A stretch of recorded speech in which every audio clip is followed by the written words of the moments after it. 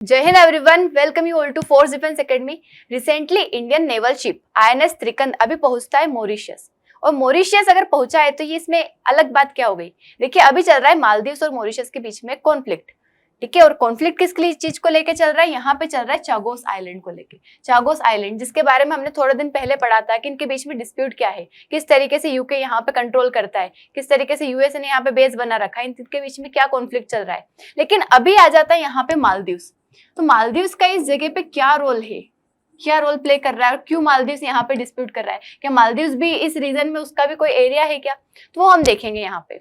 और क्या आईएनएस त्रिकंद का मॉरिशस पहुंचना ये स्ट्रेटेजिकली या इनडायरेक्ट वे में कुछ रिफ्लेक्ट कर रहा है कि इंडिया जो है मॉरिशस के साइड ले रहा है, सभी चीजों की बात करेंगे। तो पहले समझ लेते हैं, देखो चागोस आइलैंड, इसको अगर हम लोकेशन देखें तो ये है सेंट्रली लोकेटेड इंडियन ओशन में। देखो ये हमारा पूरा इंडियन ओशन है, इसके अंदर सेंट्रली मतलब बिल्कुल बीच में लोकेट है। तो आप सोचो ये जगह कितनी इंपॉर्टेंट हो जाएगी।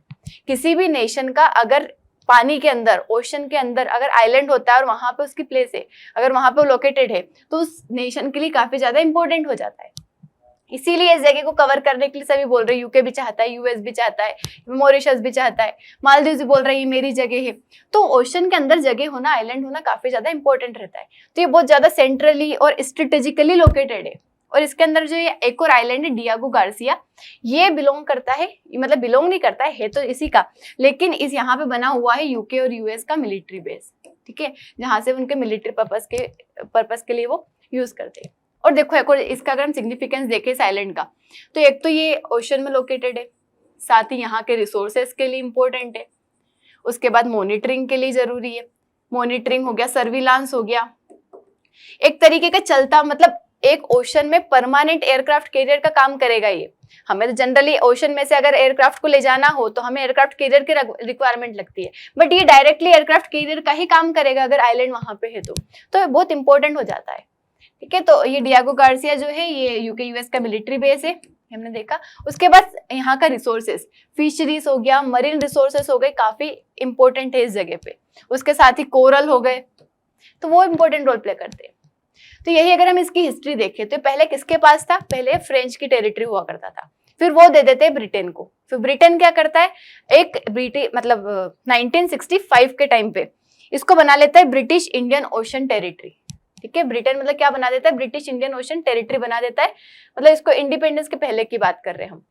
फिर क्या होता है 1967 टू 73 के टाइम पे ब्रिटेन जो है इस जगह से लोगों, मतलब यहाँ के जो लोग थे जिनको चागोसियंस कहते हैं, चागोस आइलैंड है तो वहां के लोगों को चागोसियंस कहते हैं, तो उन लोगों को यहाँ से हटा देता है। क्यों हटा देता है, क्योंकि वो यहाँ पे यूके यूएस का एक मिलिट्री बेस बनाना चाहते हैं। तो ये भी एक कॉन्फ्लिक्ट चलता है, वो लोग इस चीज को अपोज करते हैं कि हमें अपनी जगह पे वापस जाना है, लेकिन ये जाने नहीं देते। क्यों, क्योंकि इन्होंने ये बेस बना रखा है यहाँ पे।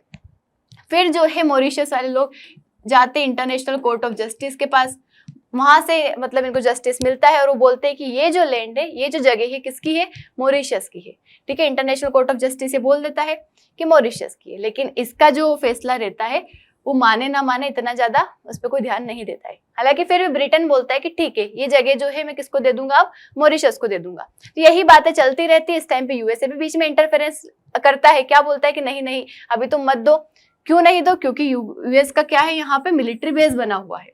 तो अभी ये बात चल ही रही थी, इसी टाइम पे जब इस देने की बात चल रही थी तभी मालदीव्स भी आ जाता है बीच में। क्यों आ जाता है मालदीव्स, क्योंकि अगर ये मॉरिशस को मिल जाता है तो देखिए मालदीव्स जो है डायरेक्टली चागोस आइलैंड को कवर करने की बात नहीं कर रहा, वो ऐसा नहीं बोल रहा कि चागोस आइलैंड पे मेरा कंट्रोल है, बस वो ये कह रहा है कि इसका जो आसपास का पानी है, पानी क्या होता है, जो हमारे यूएन क्लोज के अकॉर्डिंग जो एक्सक्लूसिव इकोनॉमिक जोन है वो आ रहा है मालदीव्स के अंदर। तो मैं आपको बताऊंगी लोकेशन इन सभी की, फिर उसके पहले देख लेते हैं कि ये जो है ब्रिटेन इसको देने की बात करता है, लेकिन वो बोलता है कि जो डियागो गार्सिया वाला आइलैंड है वो क्या दे दो मुझे, तुम 99 ईयर्स के लिए लीज पे दे दो। मतलब हर साल वो क्या करेगा, ब्रिटेन मॉरिशस को पैसे देगा, 99 ईयर के लीज पे रख लेता है।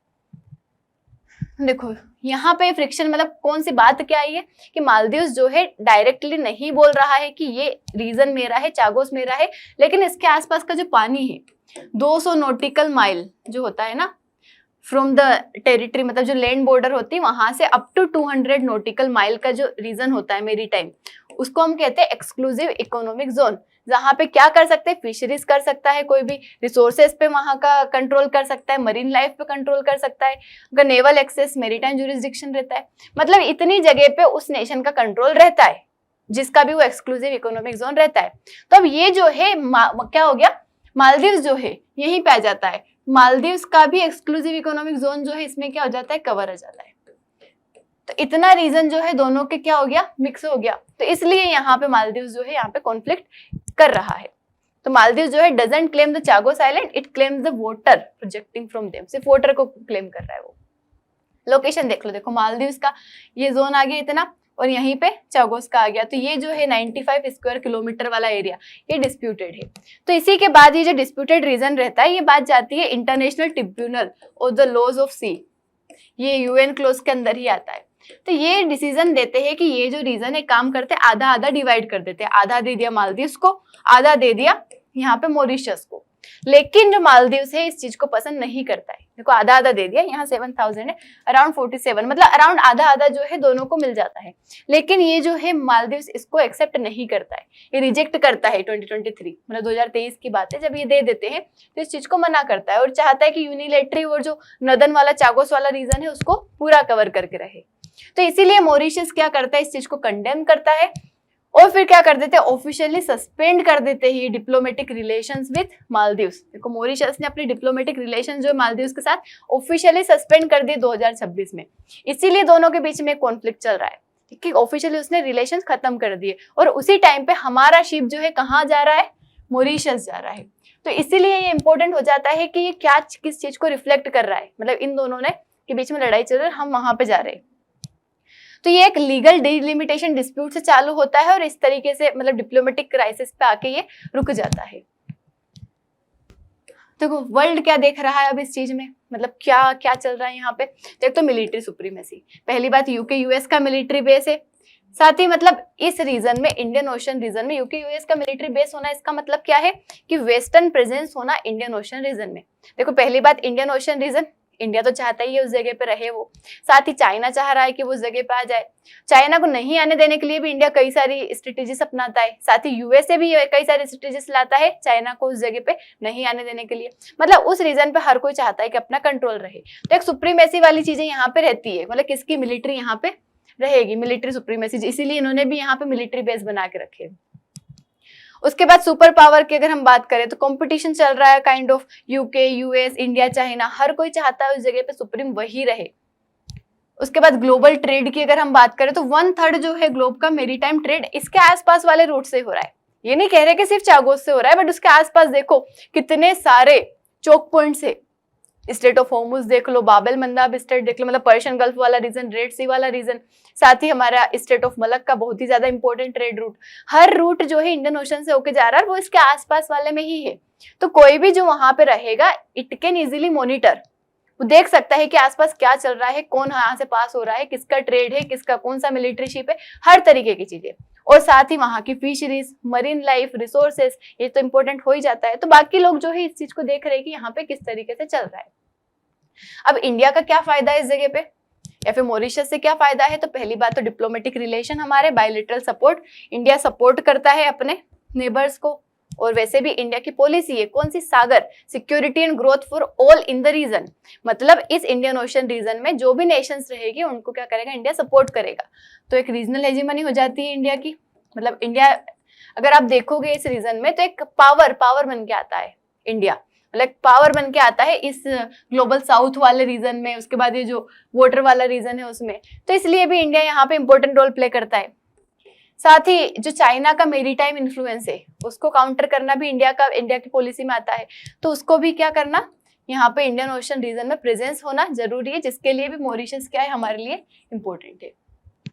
तो अभी हमने यही देखा कि हमारी नेवल डिप्लोमेसी इन एक्शन है, मतलब जो आईएनएस त्रिकंद है वो मॉरिशस पहुंचता है। क्यों गए ये मॉरिशस, क्योंकि मॉरिशस का नेशनल डे सेलिब्रेशन हो रहा है, 58th नेशनल डे सेलिब्रेशन के लिए वहां पे जाते हैं। और ये क्या सिग्नल करता है, ये बताते हैं इंडिया और मॉरिशस की डिफेंस कोऑपरेशन, हमारे बायलैटरल रिलेशन, हमारा सपोर्ट टुवर्ड्स मॉरिशस, कि हम किस तरीके से दोनों एक दूसरे से जुड़े हुए। साथ ही हमारा सागर इनिशिएटिव, जो हम बोलते हैं कि हम हर किसी की देखभाल करेंगे, मतलब सिक्योरिटी एंड ग्रोथ का हम ध्यान रखते हैं हर किसी की। तो परफेक्टली अलाइन करता है इंडिया की ओवरआर्किंग सागर पॉलिसी के साथ, वही जो बताया। और उसके साथ ही इनडायरेक्ट अगर हम देखें तो ये एक तरीके से बता रहा है, डिमॉन्स्ट्रेट कर रहा है कि इंडिया जो है, India is baking Mauritius amid the Chagos dispute. मतलब जिस तरीके से डिस्प्यूट चल रहा है उसमें India is baking Mauritius, not Maldives. तो फ्यूचर क्या सीन हो सकते हैं, मतलब क्या पॉसिबिलिटीज है, क्या करना चाहिए। तो फर्स्ट वन इज कि लीगल एक्विजेंस, मतलब मालदीव्स मान ले कि ठीक है, जो डिवाइड किया जितना रीजन मिला है इतना रख ले, या फिर बायलैटरल प्रोजेक्ट दोनों समझौता कर ले कि हाँ किस तरीके से किस रीजन में हमें फिशरीज पे कंट्रोल करना है, हमें रिसोर्सेज पे कंट्रोल करना है, या फिर ये जो एक्सटर्नल पावर को यूएस, इंडिया, चाइना, ये कोई वहां पे प्रेशर बनाने की कोशिश करेंगे। तो इस तरीके से मतलब अगर एक बार हो जाता है प्रॉपर तरीके से, यूके जो है चागोस आइलैंड दे देता है मॉरिशस को, तो उसके बाद चीजें थोड़ी ठीक हो जाएगी शायद। तो हमने यही देखा कि जियोपॉलिटिकल कॉन्फ्लिक्ट जो था यूके और मॉरिशस का, वो अब चेंज हो गया है मालदीव्स और मॉरिशस में। मतलब है उनका भी, लेकिन मालदीव्स और मॉरिशस भी उसमें इंक्लूड हो गए हैं। साथ ही जो है वहां पे प्रॉब्लम क्या है, 95,000 स्क्वायर किलोमीटर वाला जो ओवरलैप वाला रीजन है, वो बड़ी प्रॉब्लम है, क्योंकि डिवाइड कर दिया है लेकिन मालदीव्स मान नहीं रहा है। मालदीव्स का रिफ्यूजल जो है इसी ने यहाँ पे प्रॉब्लम क्रिएट करी, और उसी की वजह से मॉरिशस ने उसके साथ, किसके साथ, मालदीव्स के साथ रिलेशंस जो है, डिप्लोमेटिक रिलेशंस खत्म कर लिए।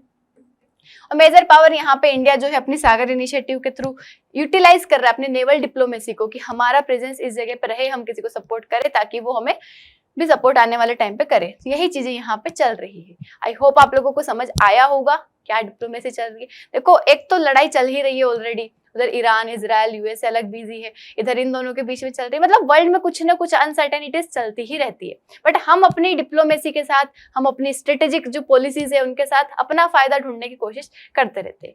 इट्स ऑल अबाउट जियोपॉलिटिक्स, जहाँ पे कुछ भी सर्टेन नहीं है। That's all about it. I hope आपको समझ आया होगा। समझ आया है तो लाइक, शेयर, सब्सक्राइब जरूर करना है। That's all for today. Thank you so much. जय हिंद।